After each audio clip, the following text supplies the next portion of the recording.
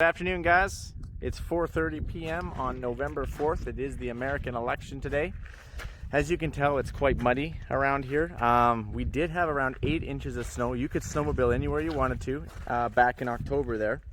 And it did get down to minus 25 degrees Celsius. And that was way below average for that time of year. Right now, it's gone the other extreme. It is 23 degrees on November 4th. So, but you know what? I'll take 23 degrees November 4th any day over minus 25 in October.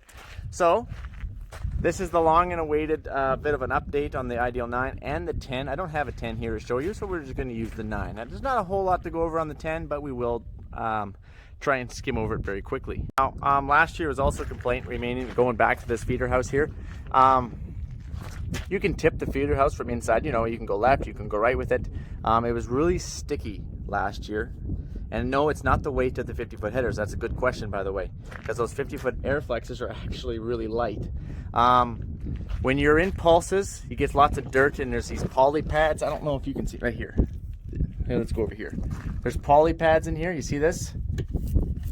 You get a bunch of dirt in with these poly pads, and it just won't allow this thing to tilt.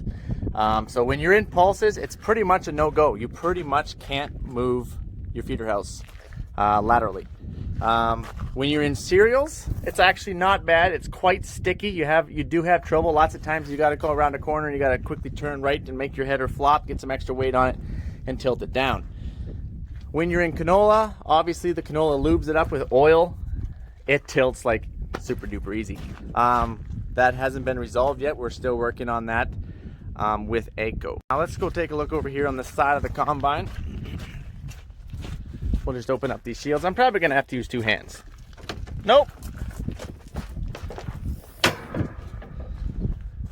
Okay, so last year we had issues with these doors not sealing. So they updated these doors, and apparently mine still leaks in canola. I believe maybe 2 combines leak of ours. So there is a bit of an issue with the mold of this door on some of them. Also last year we had complaints that this door was leaking. You didn't have this third piece in last year. You only had 1 and you had 2. That's all you had. And it was a little bit thinner or something because it would flex. Well, obviously you don't have this one up here, and it would just leak out not only canola, but it would actually leak out wheat and durum.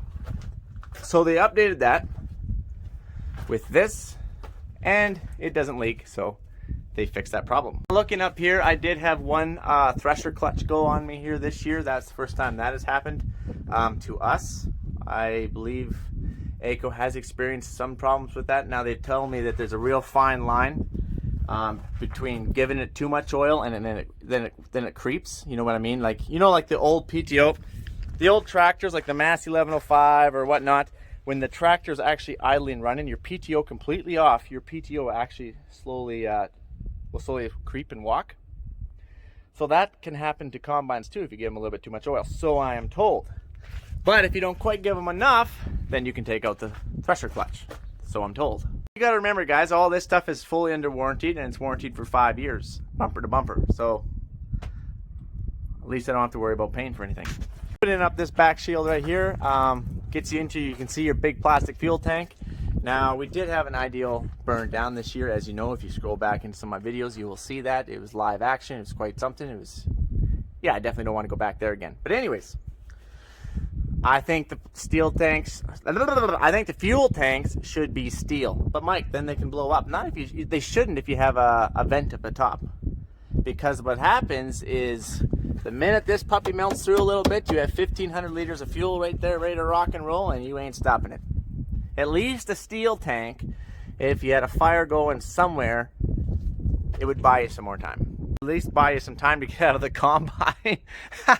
Because, yeah, it was actually very close. So now we're going to go to the chopper. Last year, you know, we had like the worst trouble ever last year plugging the back ends of these combines. No, we're not plugging the chopper. We're plugging the back. No, we're not plugging the rotors. We're plugging the back end between the rotors and the chopper.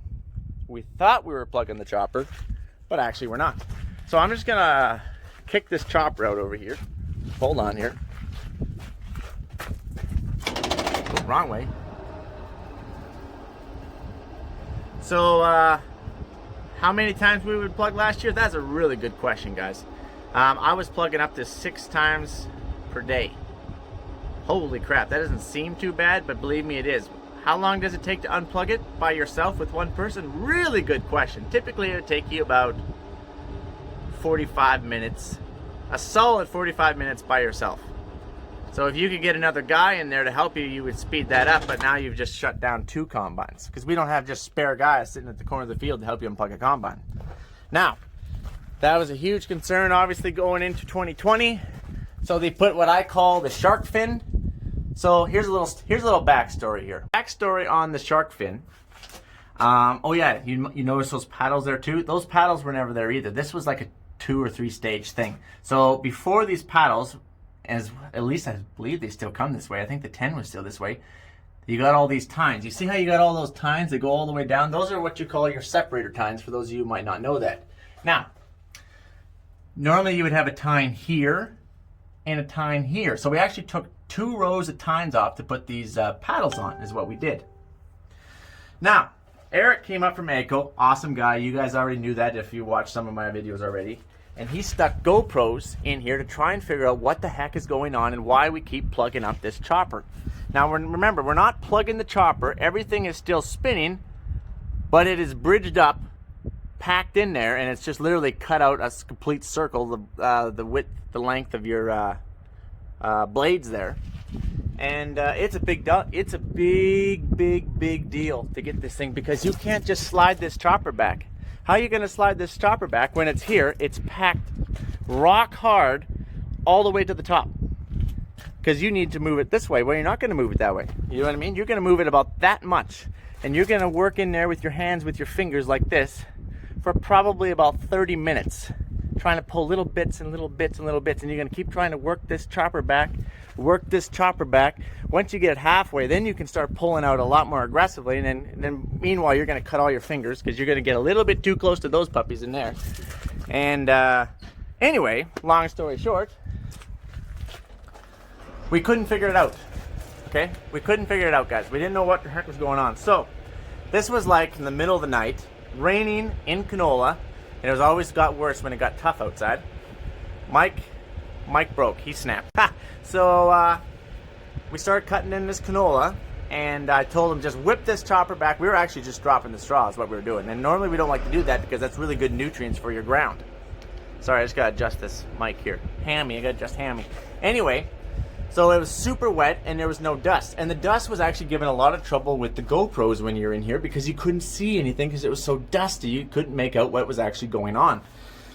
But when you're combining canola in the rain, there is no dust, you guys. The rain kills all the dust, as you would know. So they're combining away, and I decided while they're combining, I'm going up there. So I literally went right up into here like this, stuck my head and my camera in here to figure out what the heck was going on, and it was back feeding off each other. Without this here, you have to imagine it's spinning down like this, and so is that one, and it created a little vortex or something right here, and it wouldn't want to fall, and it would fall in chunks. It wouldn't want to fall in, and there was nothing. It was just create a little vortex.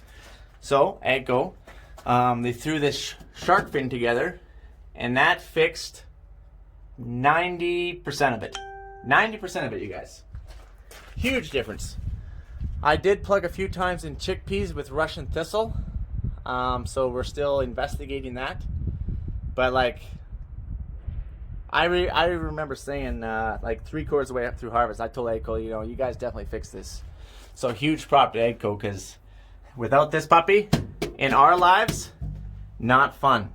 We talked about that. Let's talk about the shear pins. So we encountered a new problem this year in 2020, not COVID. Not plugging. We kept blowing shear pins. So hold on, Ashton's here. One sec here. How's it going? Hold on. Combine, not mine. Yes, it is.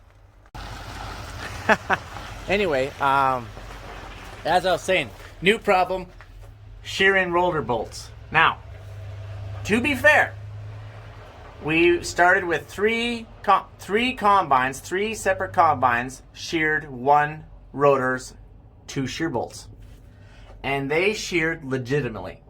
One was a rock, one was whatever. They sheared legitimately, okay? So they come with spares. You put spares in. Oh, and how do you get to these things? Very good question. Very good question. You got to take this, the tip of this shark fin off. And then you take this bolt. You can see you got to pull this whole panel off right here. Pull this whole panel off. And this, by the way, is packed tight with chaff. So when you pull this off, oh, but no. You can't just drop it and get out of the way, because this tells you if you plug the back end. This is a sensor in here. So there's a wire on here, so you have to hold it, get covered with chaff, and then disconnect the wire so you don't wreck the wire when you drop it. And you will be chaff from head, underwear, to toe in one shot, okay? And then you get up here to blow it all out to make things a little bit worse, and then you'll actually be able to get into these shear bins up here. Now, once we sheared them, the problem was, once we sheared them, we kept shearing the same rotor ones every time. And we chalked it up to bad bolts, got new bolts, broke them again, got new bolts, broke them again, got new bolts, broke them again, got new bolts, broke them again, got new bolts, broke them again, got new bolts, broke them again, got new bolts, broke them. Okay, you guys get the idea. Well, now what we were told is the couplers. So there's these, you guys, I'm not showing you. But there's couplers in there. I don't know how I can explain this. So there's a coupler on the back side of the rotor like this, and then there's another coupler goes up against like this, and basically there's two bolts that go through it. And then that coupler can spin on there once you shear those bolts.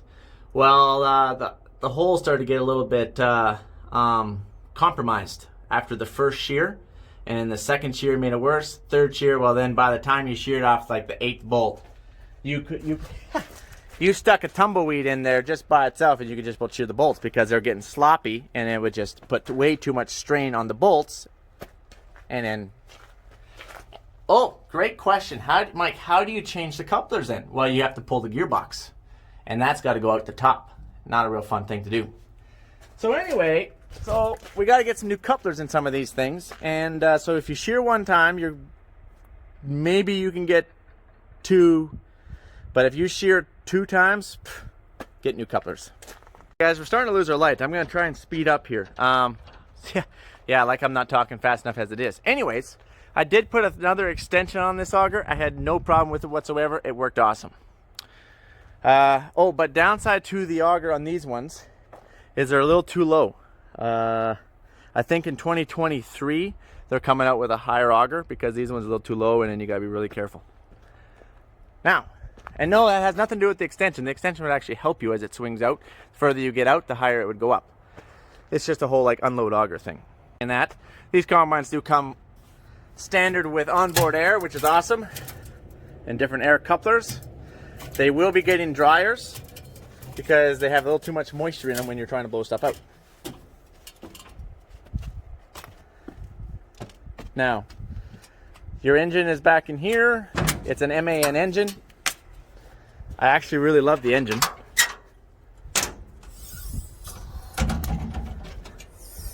So it might be like a 14-step process to get to your oil here, but here's your, you check your oil and so on and so forth. You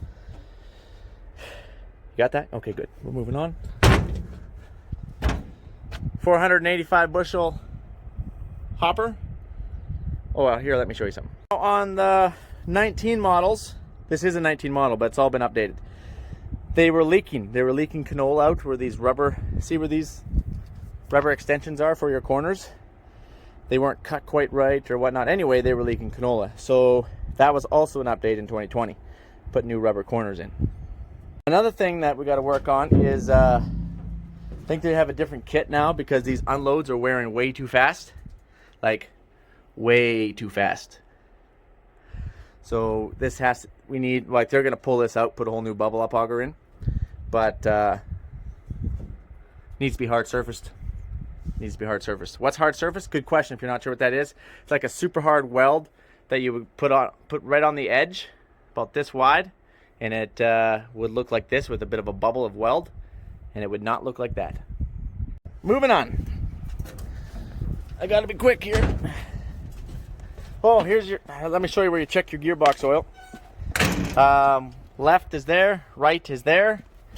And I said this hole needs to be a lot bigger because unless you're carrying a pair of pliers or something with you, you're going to take the knuckle off your skin. The knuckle off your skin. You're going to take the knuckle off your skin to pull this out to check it. And you need to check these like every day. Or what can happen, yeah, we won't even go there. Fuel and def here. One complaint is this, and I've let AGCO know that. They know that. They're working on it. Is there's no strainer. Do you see a strainer in there? That's because there isn't a strainer in there. Well, guess where all that dust goes when you're filling and the dust and chaff is swirling around here? It goes in your fuel tank. Yeah, you can use a rag to plug it in there. Yeah, that's what we try and do. But there should be a strainer. Problem is, I think they're working on is a strainer big enough to take a lot of flow. If you just got a little wee nozzle coming off of like a slip tank in your truck, a 200-gallon tank or a 150-gallon tank, that'd probably be fine. But if you have a 2-inch Honda pump on it and you go in ramming speed, where when you'll rev up your Honda pump and it will lift it right out of your tank, it takes a pretty aggressive strainer. Okay. What else we got here? The exhaust. I don't like how low this exhaust is because this will actually drift over with chaff, and you can almost drift over this thing with chaff. I think, you know, if you can see in here, it actually comes down. They would have been left, it probably would have been better just to leave it coming straight out, because maybe that wouldn't look so cool. But if it was coming right out here, but at least it wouldn't get drifted over with chaff. What else we got? Easy access to your hydraulic oil. I better put this stuff down. Okay, now looking under the right hand side of the combine underneath this shield, this was a problem. We kept blowing off this belt quite often, and this tensioner system, there's a spring up here somewhere, and anyway, this also runs your feed accelerator, which is all the way over the front. It's this really long belt, it goes all the way over. Well, you hit a big wad and it will kick these belts and you'll break stuff. So I'm no engineer, but that was a problem. I think we broke maybe 3 or something like that. So we actually tightened this up. First, it was tight, we broke. Then we were told to loosen it off just to see if that would help maybe take some of the, maybe it wouldn't do so much damage when it snaps. That actually made it worse, so we tightened it right back up again. Maybe even just a little bit tighter. But if you take a wad or something in, that has given trouble. Then over here, this is your rock trap. Here, let's see if I can't get under here a little better. Well, Mike, what the heck is a rock trap? Well, that beater right there, no, those little pointers, yeah, you see those 3? No, they're not broken. That's actually how it's supposed to be all the way across. See? That thing is spinning in there, and if there's a rock coming, it will drop it down, bang, right down into here, because this will actually be closed up, so you can see. So rock traps are must on combines, especially in pulses. Now they did update in 2020, the 2020 model, they did update this, and ours are updated. Ours are updated to a 2020, okay? All right, quickly go up into the cab here real quick, and then we're gonna summarize. So we're running out of time, guys. Now, the cab's decent. Okay, you got your foot pegs, those are a must.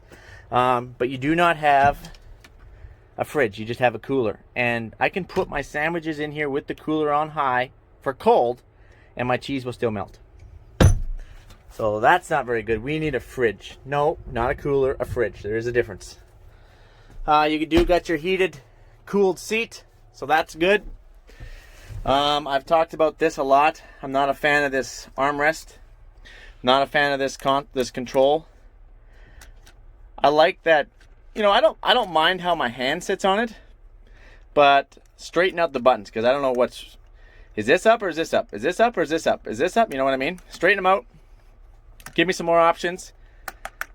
Make it look like so it's not made in China. And then give me backlight, because they have a light that goes around here. I'll fire it up here. This LED backlight, it actually will blind you at night. Like, it actually makes the problem worse. You need to light up the whole button itself. That make sense? Okay. Saying that, I would hold tight for some maybe cool stuff coming down the pipe. If I were Fendt or AGCO, Like, this is just their tractor armrest, right? All they've done is altered. This is your hydraulics. This is all, like, this is, all they've done is altered their tractor armrest. If they could put the Fendt 1 in, the Fendt 1, like the whole new armrest, the whole new console, the whole new joystick, everything, and then integrate that into the combine, boy, boy, oh boy, and then stick an actual fridge in it, oh, and then get rid of the tablet. So there's a tablet, an iPad actually. It's an iPad. It's the big iPad. Here, let me get this thing out of the way. You suction cup that puppy right there, and that's where all your what's the word I'm looking for? Automation. That's where all your automation goes through, where the combine will load itself or slow down or speed up, you know, adjusting its sieves all the time, which don't even get me going on that, okay? I'm not a big believer in that right now in any manufacturer. But anyway, with that being said, the iPad always loses Bluetooth connection or Wi-Fi connection. It's always trying, get rid of the iPad. Just get rid of it. Just make it go away. And then integrate the new Fendt 1, and because in the tractors they have all those screens that come down. I think there is a screen up here that comes down. Then you have this screen. Then you think you have this screen. So just make it so a screen pops down, and then run all your automation through a screen. It comes down, and you can, or if you don't want to use the automation, you can just push that back up into your cab. You know what I mean? And some USB ports would be kind of handy. Just to name a few things. I would have lots of ideas if it were me, but I would put some shelving back here. I would get rid of this.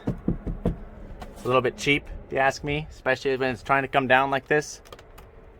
Get rid of all that. In fact, I might just plunk a whole new cab on it, stick the Fendt 1 technology in it, get rid of the tablet, have the screens, put a fridge in it, and I'd put a different steering wheel on it. Speaking of steering wheel, I don't know if we have enough time to go over that ITL 10 or not, but we're going to anyway, so sorry, but suck it up, buttercups. Anyway, the ITL 10, as you know, does not have a steering wheel. It just has a, put this down, and it's just a joystick mode. Mike, what do you think about that, buddy? Well, when you are in the field, I actually really like it. I would prefer it when you're in the field. One note though, when you have your steering wheel, right, and you say you're going around a slough, you got this down, you have a Coke over here in this corner. So you're kind of going, it's a big slough. You're kind of going around a slough, so you just kind of turn your steering wheel a little bit, grab your Coke, your smoothie, your milkshake, whatever it might be, have a little sip. Maybe you want to chew on some nibs or something, you know, open up a pack of nibs, make it a little more steer, a little less steer, grab your nibs, eat some more nibs. Those things are really good. You can't do that with a joystick. Why? That's a really good question. Because when you release the joystick, it goes back to neutral and your steer tires go back to center, which is awesome because that's how it should be. Because can you imagine? You would never know.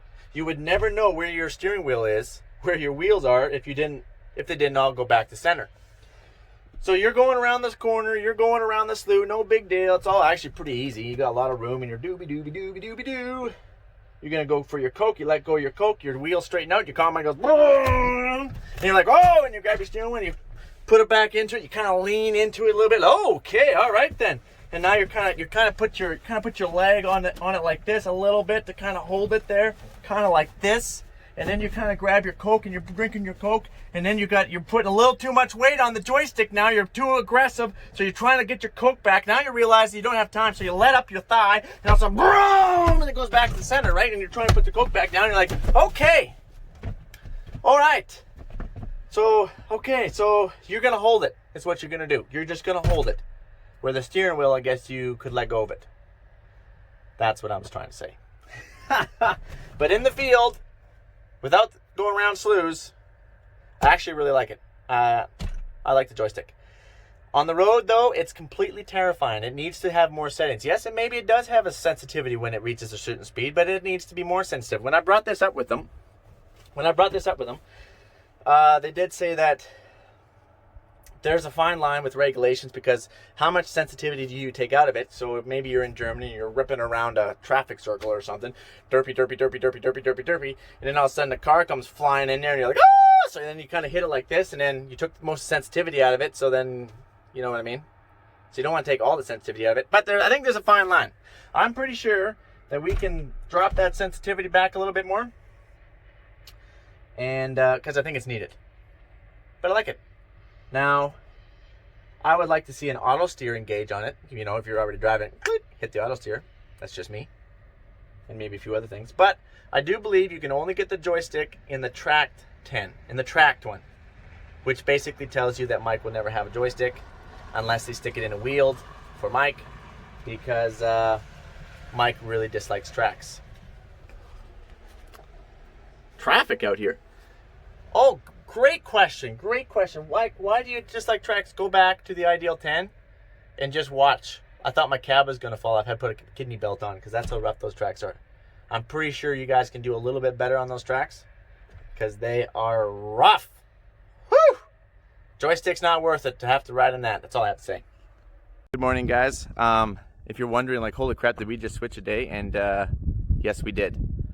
When I finished that goofy in-cab video that I was doing on the 10, my phone was too near dead to complete. So I just called it a night, went home, and then I realized it was actually November 3rd, not the 4th. And yeah, so a bit of a correction there. But anyway, to try and finish.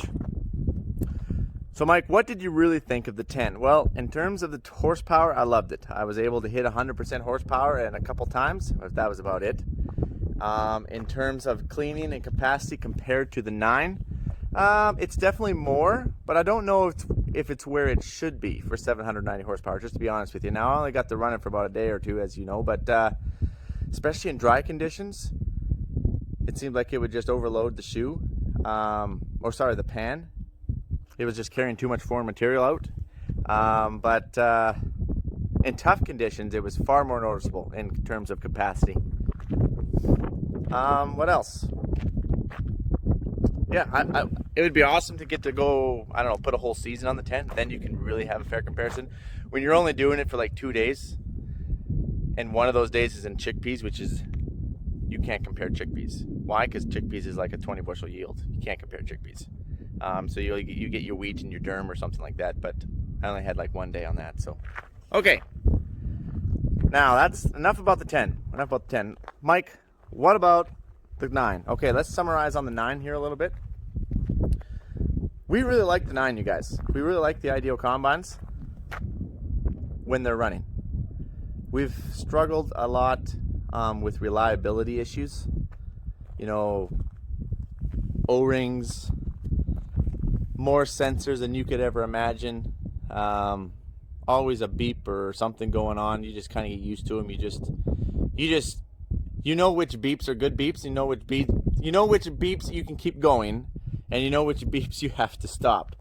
But they do get annoying. You know, you spend a whole pile of money on these combines. They're not cheap combines by any means. You expect better. You expect to be beepless. All right. Now, in terms of capacity, these 9s are really good. We're really impressed. Remember, we came off John Deere S690s. That's what we come off of. We've been John Deere guys. Everyone's like, Mike, you're not a John Deere guy. On the contrary, we've been... Where's the old Massey? The old Massey over there? When we came off that old Massey, we went right to 9600s. And then we stayed green all the way up to the S690. And when we were pricing out these ones, it would have been the 790. And the only difference between a 790 and a 690 is the technology. Technology and a little bit of a console armrest change, but that's it. But in terms of cleaning, capacity, horsepower, it's all the same. So we went into the Ideals and we were really happy with their cleaning, their losses, their performance in general. And even like you have a wicked unload speed like I talked about before. You can go up to, I think it's like 6.2 bushels per second. You get 4 different settings, so that way you don't have to go ramming speed when you're unloading or topping off a grain cart. You can spread to a full 50 feet. Yeah, we got a 485 hopper in there, so we're pretty happy with that. But they got to run, basically is what I'm saying. They got to run. They have to run. Now, we do have premium warranty on these puppies for 5 years, bumper to bumper. So that gives us a lot of peace of mind. And that includes trucking, hauling, servicing, you name it. We don't have to pay a bill. So that's the premium AGCO warranty. But anyways, we like them if we could keep them running. So that's what we're struggling with. But so take that as you will. So anyway, guys, I'm gonna let you go. The video's already too long. I've already getting some complaints that the videos are already going over too long. And first I thought I was getting too many complaints because they were too short. So I'm just gonna shut the video down and I'm gonna go and finish my coffee. So you guys have yourself an awesome day. Speaking of the warranty is awesome. It really is. It's bumper to bumper for the whole duration, however long we're gonna have these things. But that doesn't, so if you have 2 or 3 combines happen to break down with one has a sensor, one has a sieve actuator, and one won't let the unload auger out, or for some goofy reason, you know, it's all sensor issues. Well, the warranty is good. You don't have to pay for the service calls. You don't have to pay for anything. And yes, they will bring you a loaner, but you pretty much got to be down for 2 days according to the contract. Now, normally they'll bring you one quicker if they don't think they can get you up, of course. But the end of the moral of the story is you're still down, and as any farmer would know in harvest time, you can't afford to be down. Can't afford to be down at all. Now, in saying that, Mike, well, doesn't Case and John Deere have those types of warranties? Yeah, Case and John Deere, they have powertrain warranties, but they don't have a comprehensive bumper-to-bumper warranty. Only AGCO has a comprehensive bumper-to-bumper warranty. Now, John Deere has been working on that, but at the time when we were buying these, no, they did not. They couldn't offer it on their combines. Now it seems like everybody is running that way. Like I know the AgriFact, that sprayer, they're working on trying to make a comprehensive warranty. I do believe Deere is coming out with a comprehensive warranty. New Holland, I think, just came out with some comprehensive warranties and different things like that, which is awesome. That's what us farmers really need to have, especially when we're 100 miles away, you guys. 100 miles away from our dealer. It's like $1,200-$1,300 just to get one truck down here to see what kind of sensor it is. Oh, and then you probably brought the wrong sensor, so let's go back and grab another sensor. Oh, looky, lo and behold, another $1,200-$1,300 to come back down to replace the right sensor. By that time, you had another sensor going in another combine. You guys get the idea. Excuse me. So anyway, that's actually one of the reasons why we went to AGCO, as like I said, is because of their comprehensive warranty. It's just peace of mind for us. Our payment is our payment. We don't have to worry about any incidentals unless we actually break something. Services and everything's all done in our yard, and if it's not, they're going to haul them back. So that's a huge pro to us. That's the only reason why we're running AGCO, is just there's that warranty. But yeah, so that's pretty much it. And you know what, guys? Every color breaks down. Mike, you can't tell me that John Deere or Case breaks down as much. Well, maybe I can't in the combine world, to be quite honest. But if it's man-made, if it has sensors, if we have to run DEF, it's going to break down. Because up in Canada, it's hard to run DEF when it gets down to minus 50 Celsius, okay? You're going to have problems with that crap. Mike, I thought you said you're not combining when it's minus 50. No, but if your combines are sitting outside, it can get down that cold, and guess what's breaking? Everything that has to do with DEF. So anyways, thanks for following me around, guys. I think I might go and sip on my hot coffee that's sitting in my truck right now. But we like the combines. Moral of the story, we just got to keep them running. And AGCO is committed to staying behind these combines. They're in the combine game to stay. That's what they've told me, and I can attest to that. They've brought combines down and combines up, and they've definitely done their best to keep us going. Our dealership has done their absolute best to keep us going. We know everybody on a first name basis because they were down here every other day, but but no, they're really awesome guys. AGCO and Full Line Ag, they're awesome guys. Have no complaints whatsoever there. I look forward to getting these things all updated to 2021, and then we'll go from there, I guess. All right, thanks a lot, guys. Have yourself a good one.